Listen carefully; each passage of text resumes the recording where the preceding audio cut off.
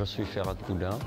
Je suis né en Kabylie en 1976. J'ai vécu en France pendant presque 5 ans. Aujourd'hui, je vis en Allemagne. C'est un projet que j'ai commencé au moins il y a 7 ans en fait. J'ai essayé de travailler en Afrique du Nord, du Maroc jusqu'en Égypte, en passant par l'Afrique subsaharienne.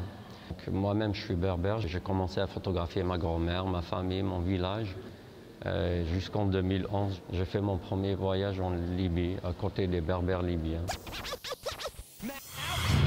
Voilà, c'est vaste quand on dit résistance. Certes, elle ne résiste pas avec des kalachnikovs, elle ne résiste pas, mais elle résiste à la nature déjà, une nature qui est très très rude.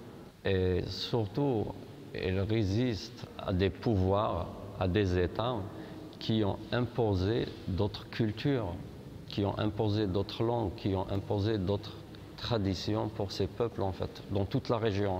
Donc pour moi, c'est une résistance de trouver ces personnes qui ne sont pas encore influencées depuis des millénaires. Ils veulent rester chez eux. Parfois même, cette vie aujourd'hui, ils nous est imposée, on est presque imposé, on n'a pas le choix.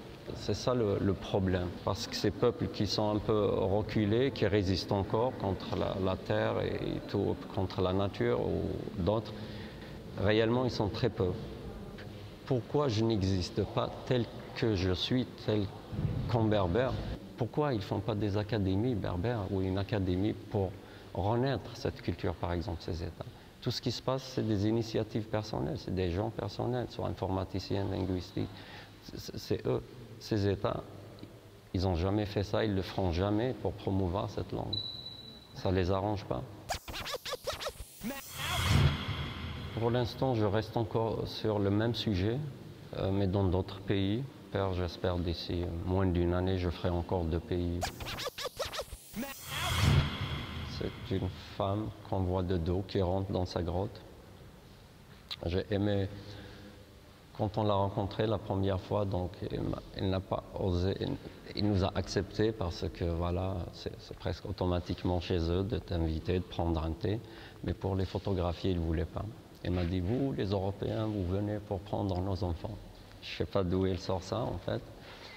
Donc après j'ai cherché une autre famille, je suis parti quelques jours et on a créé des relations de confiance. Si cette culture existe aujourd'hui, c'est grâce aux femmes. Et cette femme, on le voit, elle part dans le noir.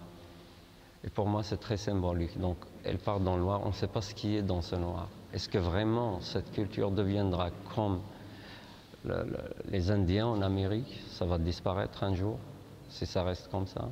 Est-ce que vraiment elle reste telle qu'elle est sur la photo? Elle n'est ni dans le noir, ni dans l'existence en fait, dans la survie. Voilà, c'est plutôt symbolique. Je ne sais pas si j'ai bien expliqué ou pas.